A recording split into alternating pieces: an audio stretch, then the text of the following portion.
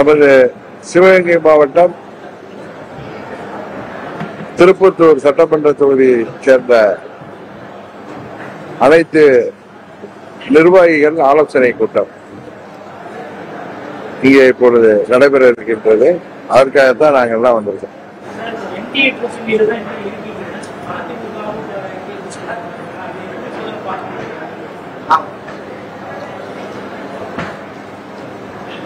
நாங்க 2024 பாராளுமன்ற தேர்தல் போது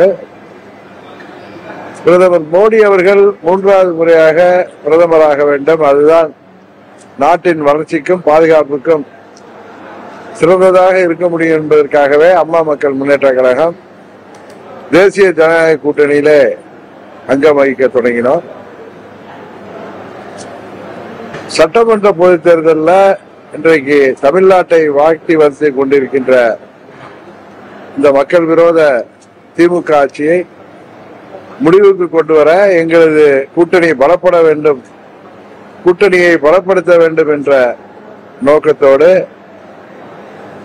திமுகவை வீழ்த்த வேண்டும் என்று நினைக்கின்ற அனைத்து கட்சிகளும் எங்கள் கூட்டணிக்கு வர வேண்டும். எங்களது கூட்டணி தான் திமுகவுக்கு மாற்றான கூட்டணி என்கிற ரீதியாக நான் பல மாதங்களாக சொல்லி வருகிறேன். அதை தொடர்ந்துதான் இன்றைக்கு பல கட்சிகள் வந்து இணைந்து கொண்டிருக்கிறார்கள். இன்னும் சில கட்சிகள் திமுகவை முறியடிக்க வேண்டும் என்று நினைக்கிற கட்சிகள் எல்லாம் எங்க கூட்டணிக்கு வர்றது. இது எங்க கூட்டணியை பலப்படுத்துகின்ற ஒரு நல்லது ஒரு நிகழ்வாகத்தான் நம்ம பார்க்கிறோம்.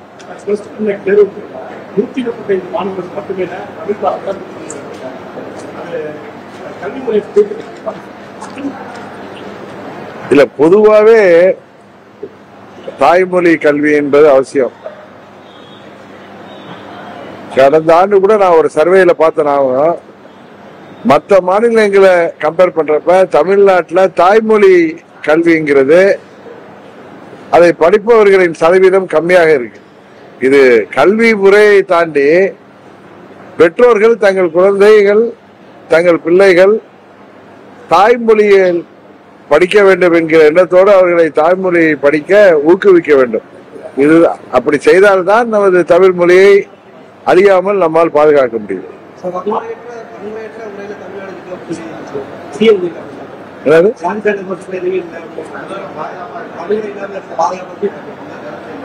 கூலிப்படைகள் அங்கங்க பெருகி 5000த்துக்கும் 10,000த்துக்கும் யாருக்கு உயிரை வேண்டாலும் எடுக்கலாங்கிற அளவிற்கு தமிழ்நாடு இன்றைக்கு சட்டம் ஒழுங்கு சந்திச்சிருக்கிறது. இதுதான் உண்மை. எங்க பார்த்தாலும் 3 வயது சிறுமியிலிருந்து வயது முதிர்ந்த மூதாட்டிகள் வரை இன்றைக்கு பாதுகாப்பற்ற சூழ்நிலையில் இருக்காங்க. கஞ்சா போன்ற போதைப் பொருட்கள், இன்னும் சொல்ல போனா போதை மாத்திரைகள், போதை சாக்லேட்லாம் பள்ளி மாணவர்களை கூட குறிவைத்து விற்கப்படுகிறது. இதையெல்லாம் தடுக்காத இந்த ஆட்சி சட்டம் ஒழுங்கு சந்திச்சிருக்கிறது. அனைத்து தரப்பு மக்களும், அது விவசாயிகளாக இருக்கட்டும், அரசு ஊழியர்கள், ஆசிரியர்கள், போக்குவரத்து தொழிலாளர்கள், மருத்துவர்கள், செவிலியர்கள், விசைத்தறி தொழிலாளர்கள், மாற்றுத்திறனாளிகள் வரை ரோட்டுக்கு வந்து போராடுகின்ற தங்கள் உரிமைக்காக, இன்னும் சொல்ல போனால் திரு ஸ்டாலின் அவர்கள் 21 தேர்தல் அப்ப சொன்ன வாக்குறுதிகளை நிறைவேற்றுங்கள் என்று சொல்லி போராடுகின்ற சூழ்நிலை தான் தமிழ்நாட்டில் நிலவுது. அவருக்கும் அவர் குடும்பத்துக்கு வேண்டுமானால் தமிழ்நாடு அமைதி பூங்காவாக திகழலாம். ஆனா மக்களுக்கு அப்படி இல்லை.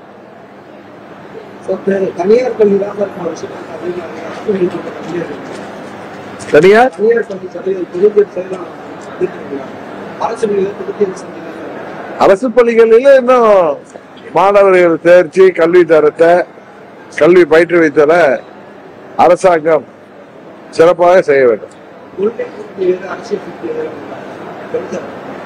ஆமாங்க, இப்ப திமுகவும் காங்கிரசும் ஒரே கொள்கை உடையவர்களா? இல்ல காங்கிரஸ் கம்யூனிஸ்ட் கூட்டணியில் இருக்காங்களே, பக்கத்துல இருக்கிற கேரளாவில் 2 பேரும் எதிர்த்து போட்டி போடுறாங்க. இன்னும் சொல்ல போனா திருமதி பிரியங்கா காந்தி நிக்கிறப்ப கம்யூனிஸ்ட் அங்க கேண்டிடேட் எதிர்த்து நிக்கிறாங்க. அதனால கொள்கைக்காக கூட்டணினா ஒரே கட்சியா போயிடலாம. அந்த காலகட்டத்தில் மக்கள் நலன் கருதி யாருடைய ஆட்சி இருக்கக்கூடாது என்பதற்காக தான் கூட்டணிகள் எப்பொழுதுமே உருவாகி வருகிறது. அதுதான் இன்றைக்கும் நாளைக்கு அதான் நடைபெறும்.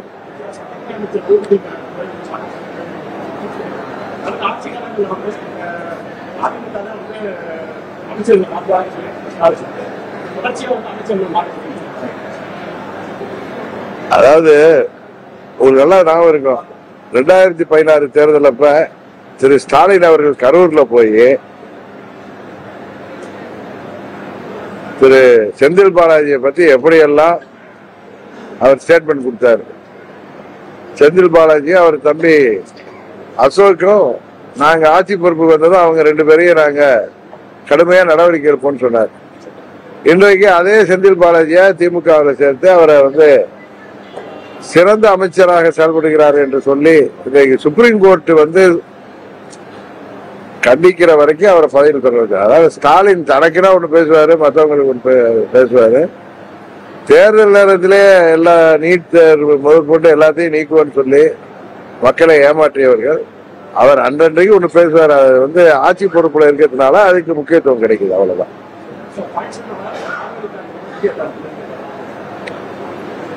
இது பாகிஸ்தான் பல ஆண்டுகளாக இந்தியாவை துன்புறுத்தி வருகிறது. இந்தியாவின் பாதுகாப்புக்கு அச்சுறுத்தலாக விளங்கி வருகிறது.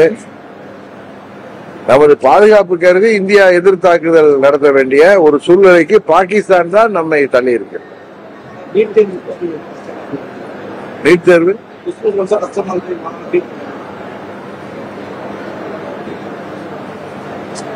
நமது மாநிலத்தில் கிராமப்புற மாணவர்கள், ஏழை எளிய மாணவர்களுக்கெல்லாம், ஏன்னா நீட் தேர்வுங்கிறது சுப்ரீம் கோர்ட் கொண்டு வந்திருக்கிற சுப்ரீம் கோர்ட்டோட நடவடிக்கையின்படி நடக்குது. நீட் தேர்வு தமிழ்நாட்டுக்கு வேணாம்னா அது ஒரு பெரிய ப்ராசஸ். அதை ஒரே கையெழுத்துல எல்லாம் நீக்க முடியாது. இன்னும் சொல்ல வேண்டும் என்றால், மாணவர்களை, கிராமப்புற மாணவர்கள், ஏழை எளிய மாணவர்களுக்கும் நீட் தேர்வுக்கு அவர்களை தங்களை தயார்படுத்துகின்ற அளவுக்கு அரசாங்கம் தான் முயற்சி. 26 திமுகவை வீழ்த்த வேண்டும் என்று மக்களே இன்றைக்கு வியூகம் அமைத்துக் கொண்டிருக்கிறார்கள். அதன் எதிர்வெளியாகத்தான் எங்களது கூட்டணி பலமாகிக் கொண்டிருக்கிறது. யூகத்துக்கெல்லாம் நான் பதில் சொல்ல விரும்பல. நான் பல மாதங்களாக சொல்லிட்டு வர்றதுதான், திமுக என்கிற தீய சக்தியை வீழ்த்துவதற்கு, அந்த கூட்டணியை வீழ்த்துவதற்கு, திமுகவை வீழ்த்த வேண்டும் என்று நினைக்கிற அனைத்து கட்சிகளும் எங்களது கூட்டணிக்கு வர வேண்டும் என்று சொல்கிறேன். அதை தான் திரும்ப திரும்ப அதை தான் சொல்றேன்.